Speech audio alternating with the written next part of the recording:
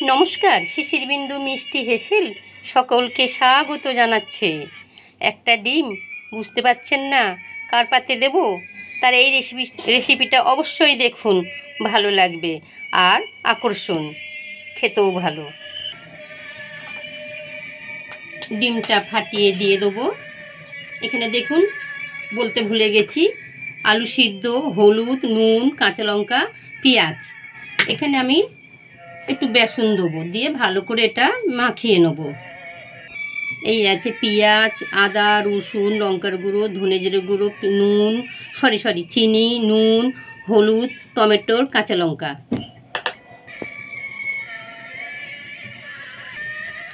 বর্তমানে আপনি যার উপকার করবেন, সে আপনার যতই আপনজন হোক, সেই মানুষটা আগেই আপনাকে ছোবল দেবে। একবারও নিজের মনকে প্রশ্ন করবে না যে এই মানুষটা আমার জন্য কত ত্যাগ করেছে, কত অসুস্থ মানুষ, সে নিজের কথা চিন্তা না করে আমার সেবা যত্ন করেছে, আমায় সুস্থ করে বাড়ি ফিরিয়ে আনার তার একটাই মাত্র উদ্দেশ্য ছিল।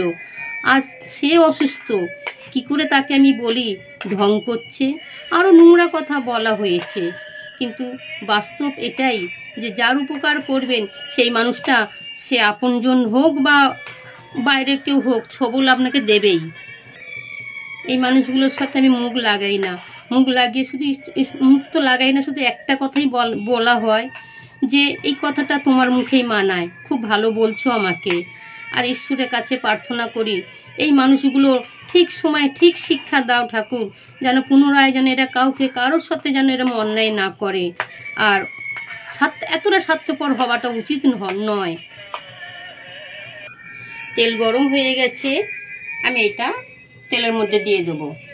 আর একবারও সে নিজেকে প্রশ্ন করতে পারতো, আমার জন্যই তো আজ মানুষটা এতটা অসুস্থ, আমি নাই বা কিছু দিয়ে সাহায্য করতে পারি। একটু মিষ্টি ব্যবহার করতেও কি পয়সা লাগে বলুন তো?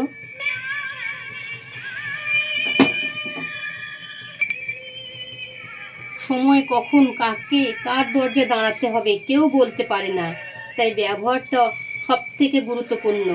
ব্যবহার ভালো করাটা খুবই জরুরি। আমি তো মনে করি দুর্ব্যবহার করার থেকে একটু মিষ্টি ব্যবহার করলে সেই মানুষটা যদি খুশি হয়, একটু মিষ্টি ব্যবহার করতে ক্ষতি কি? গ্যাসটা বাড়িয়ে ডাটা আমি প্রথমে শক্ত করে নিচ্ছি, তারপর গ্যাস মিডিয়াম করে ভাজবো। ভাজা হয়ে গেছে, আমি এগুলো তুলে নেবো।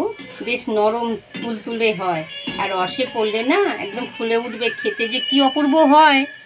তেলটা একটু কমিয়ে নেবো, আমি একটু কম তেলেই রান্না করি, তেল কিপটে বলতে পারেন।